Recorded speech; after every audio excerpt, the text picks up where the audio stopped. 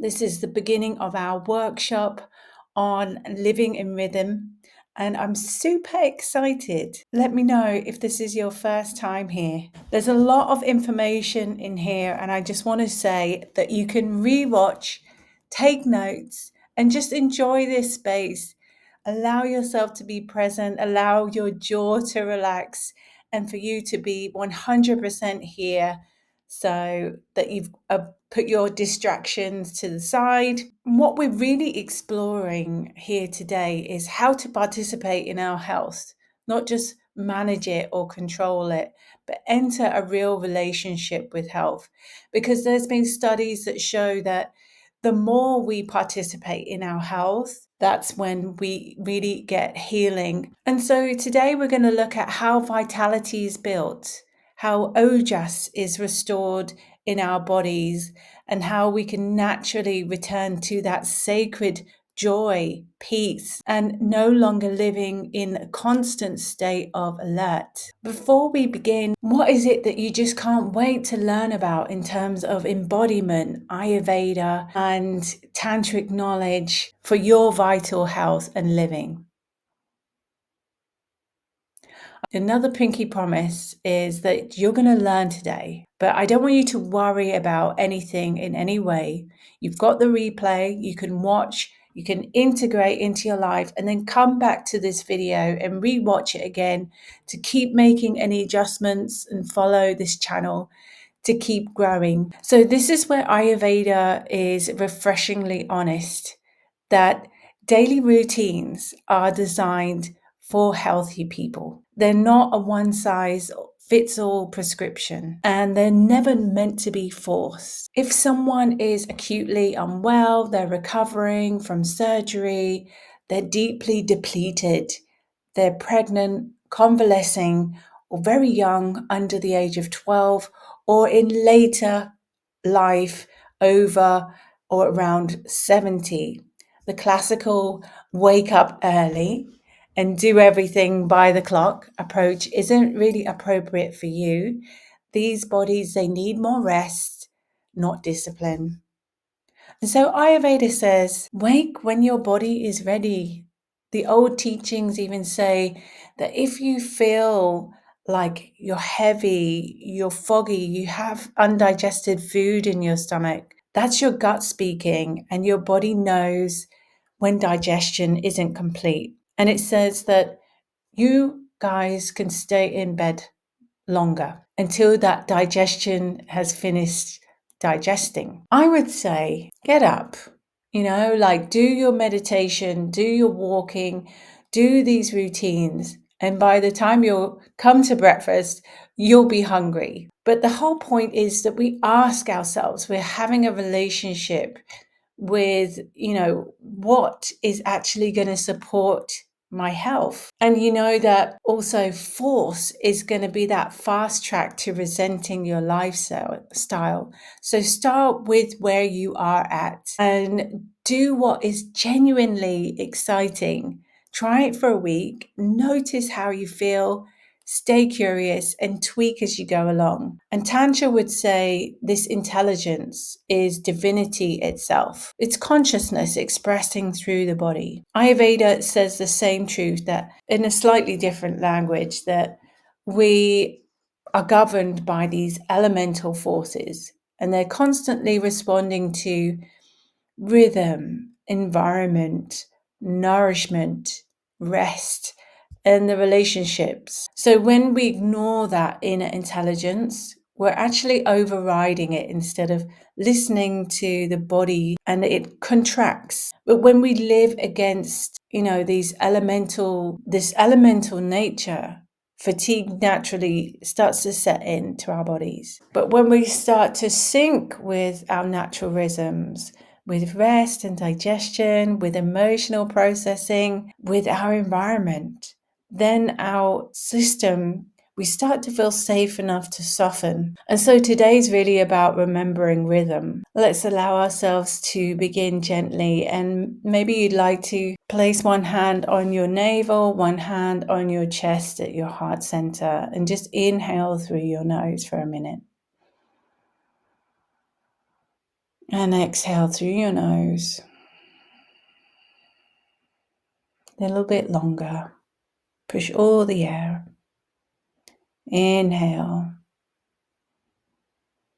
As you inhale through the nose, just sense the warmth or the coolness of the air. And as you exhale, again, just feel and experience the air leaving the body through the heart.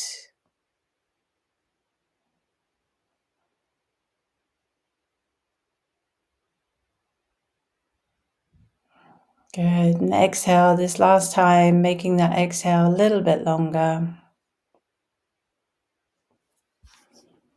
And allow yourself to arrive to this session today. So we have information, lots of information from neuroscience that's confirming what Ayurveda has taught us for 5,000 years, that our nervous systems, they are relational, they're rhythmic, and they're shaped by our environment. And Dinacharya is the practice of allowing ourselves to come back into that living rhythm. Dina means day, or our natural flow of time from sunrise to sunset. And it points to a rhythm, movement, and that unfolding of life over the day. And charya means to move, to work. And it's essentially how one conducts oneself. So Dinacharya isn't a set of rigid rules. I want us to burst this myth now. It's not a checklist to complete. It literally means how you flow with your day. And it's also how we harmonize ourselves with the energy of rest and activity, how we create that natural flow rather than a constant push and pull without energy. And so a daily meeting with your body, with your energy, with how you actually arrive to your day, we can begin to see that our routines, not as these rigid rules to obey, but what actually supports life itself. And in the Ashtanga Hridayam, in Sutra 12, Ayurveda lays out something really essential. You know, that the doshas, they're not these abstract ideas. They have physical locations in the body, they're movements, and they have expressions. And so pranavata, it resides primarily in our head and in our chest, and it governs our breath, our will, the heart and its pulsation, the intellect of our mind, our vision, and also the subtle movement of life itself. So sneezing, belching, exhaling, and swallowing food. And so these functions, they're expressions of life force energy. And Ayurveda is very clear here that we don't ever suppress these subtle movements of life, sneezing, belching, and the way that we eat our food, because these natural urges, when they're ignored, like our breath is held or our emotions are swallowed down, our needs get overridden, and this is what causes disturbances. And so this text states plainly, when vata is disturbed, it gives rise to many diseases. And this is our body signaling that wisdom, that intelligence within ourselves. So the way that we are able to bring vata dosha back into balance is to make sure that we have a very strong rhythm with our day. This dinacharya is important to keep vata in check. So this timeless wisdom of Ayurveda understood something really profound. Our physiology, our psychology, and our nervous system is all shaped by not dramatic interventions, no, but small, repeatable rituals, actions that are woven into our natural thresholds of each day. So one could say that when I eat, sleep, and move in alignment with the sun and the moon, then I am healthy. The quiet crossing from night into day, the stabilizing pause in the middle of the day, and that soft descent from day into night. These are all thresholds that our nervous system is the most impressionable, most receptive, and capable of regulation. So daily rhythm, Dinacharya, that flow of our day. Bhagavata, he teaches us that clearly in the Astanga Hridayam that when we live against nature's timing, we have irregular sleep times, we have irregular meals, we're constantly in stimulating our senses, our emotions are suppressed, then that vata, it becomes aggravated. And the first place of imbalance where that appears is in our mind and in our nervous system. And what we now name as anxiety, fear, dryness, depletion, restlessness, instability. Ayurveda understood this as vata vikruti, like an imbalance of vata dosha.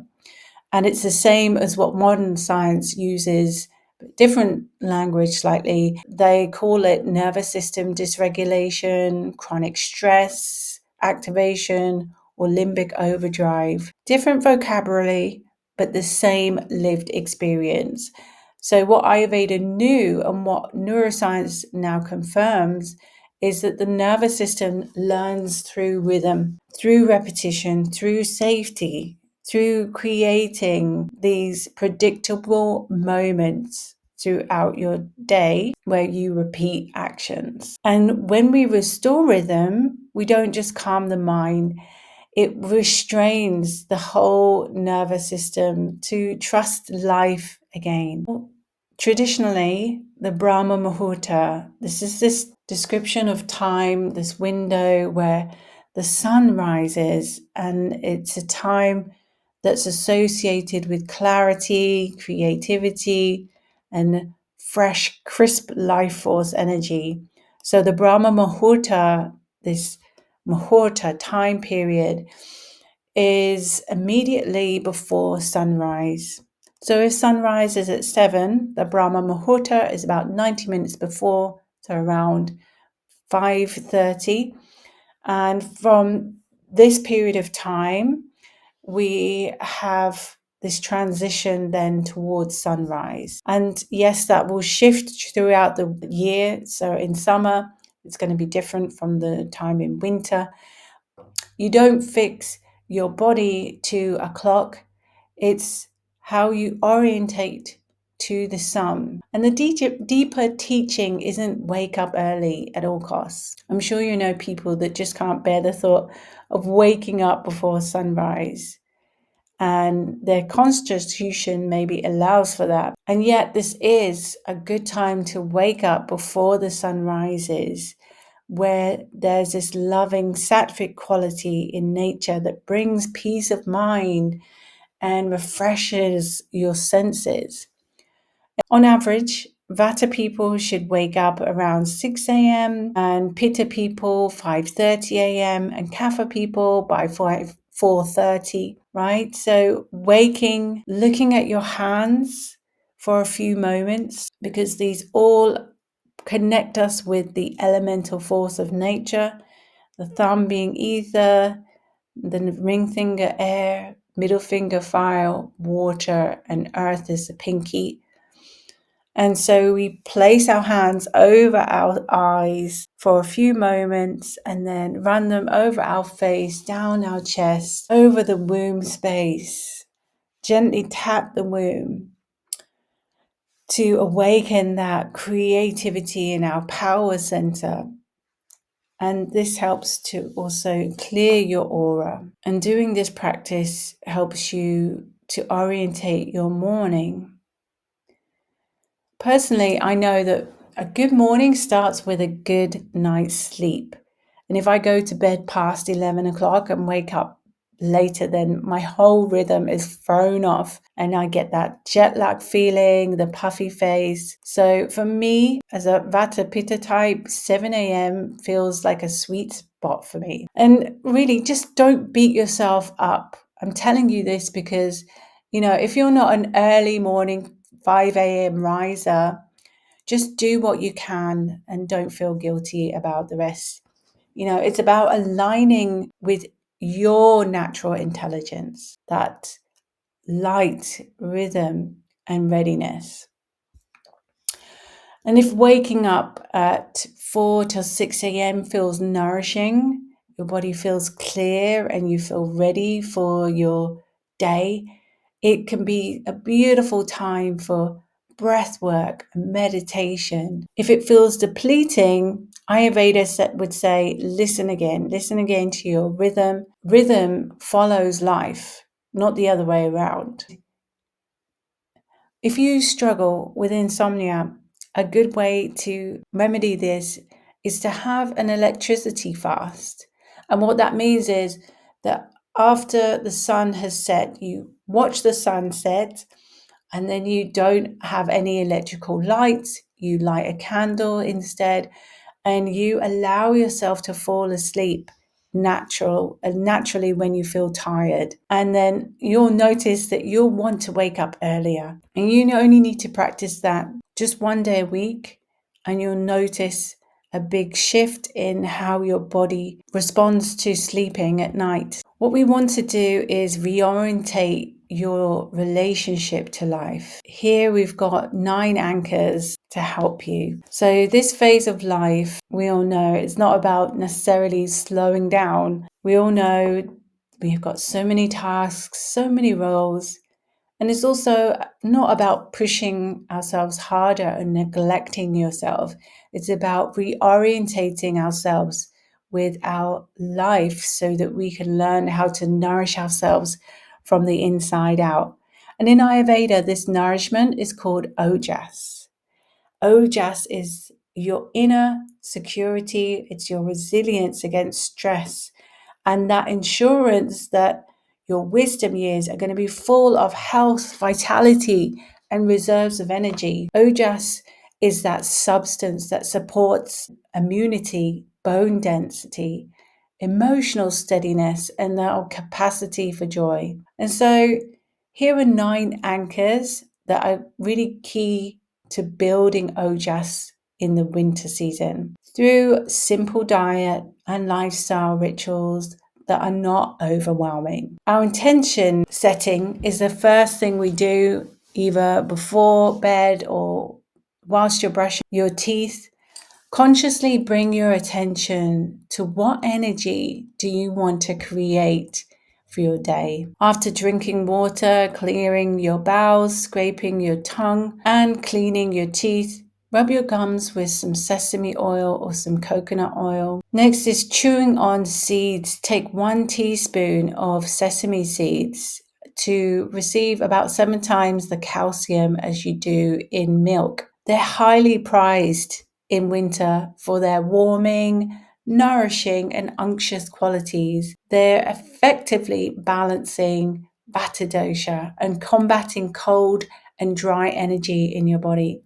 So they also provide vital nutrients that boost your immunity, that support your joint health, nourish your skin. So this makes them an ideal winter superfood. They're super high in zinc, iron, and magnesium, and they help defend against winter illnesses. You can also rub the oil, sesame oil, which is used a lot in Ayurveda for warm oil massage, the abhyanga, to deeply hydrate your skin, prevent dryness, and nourish your tissues.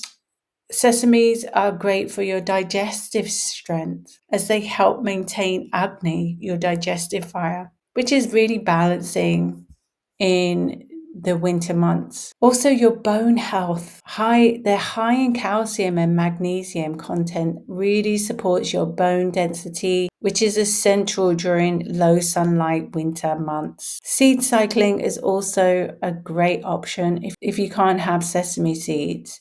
Try pumpkin seeds, sunflower seeds, and flax seeds. Nasya is the application of the oil inside the nostril, 3 to 5 drops of oil in each nostril, and that helps to lubricate the nose as it's a doorway to the brain. It nourishes your prana and your pineal gland, And this has great benefits for women.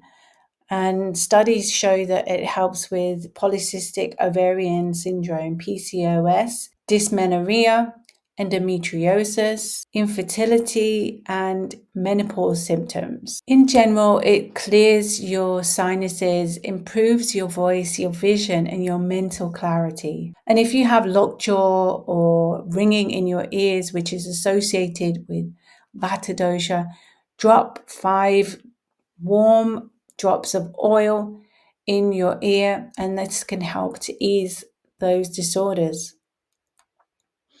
Scenting yourself can really change your mood in minutes. And so, essential oils or natural perfumes, avoid the chemical ones. Vata dosha does well with amber and henna. Pitta dosha is good with kus, sandalwood, or jasmine.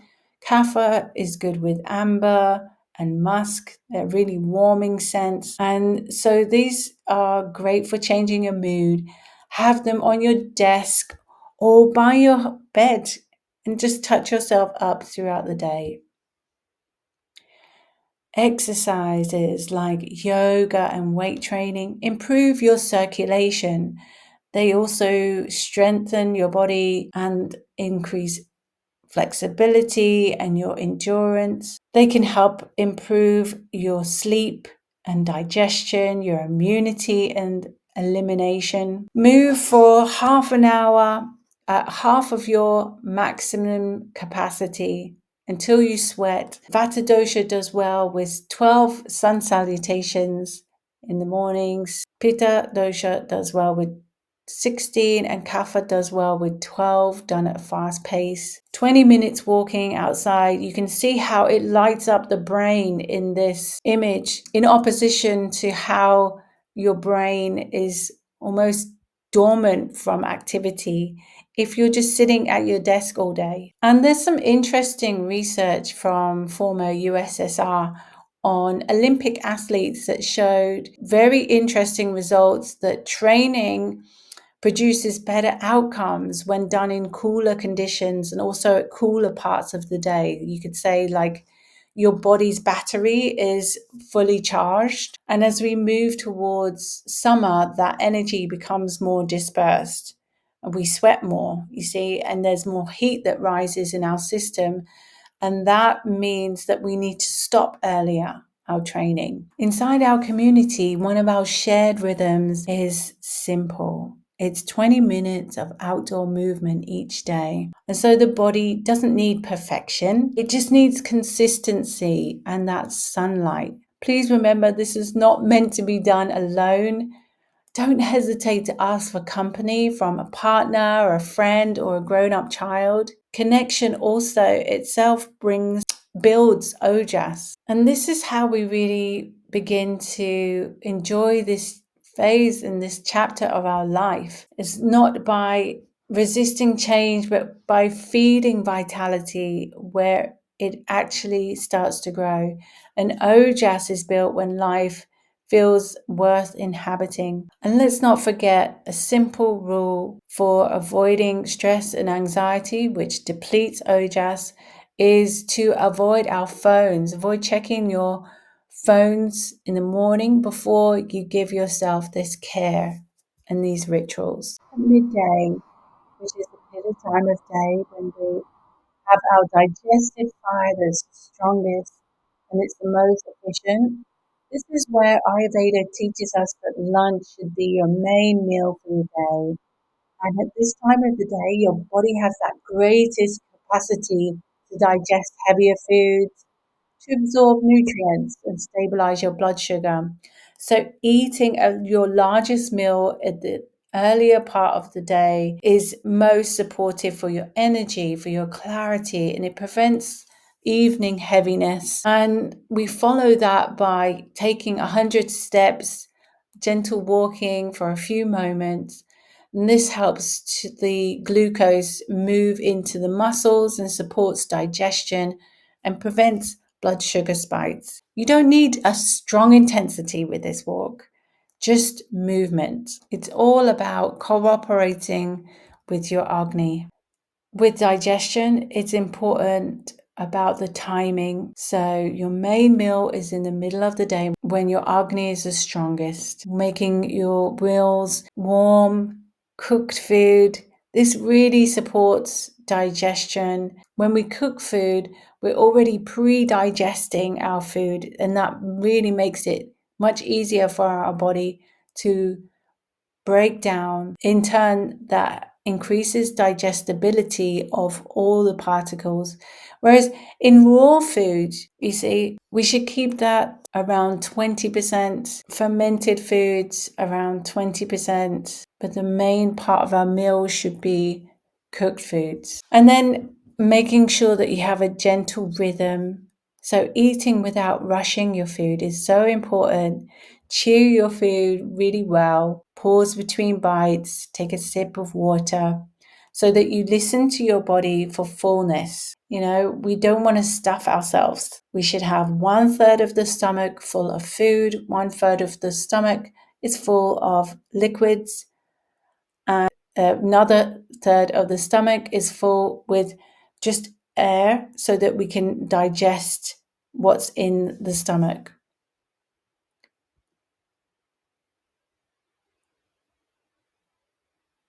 When digestion is supported in this way, vitality flows naturally.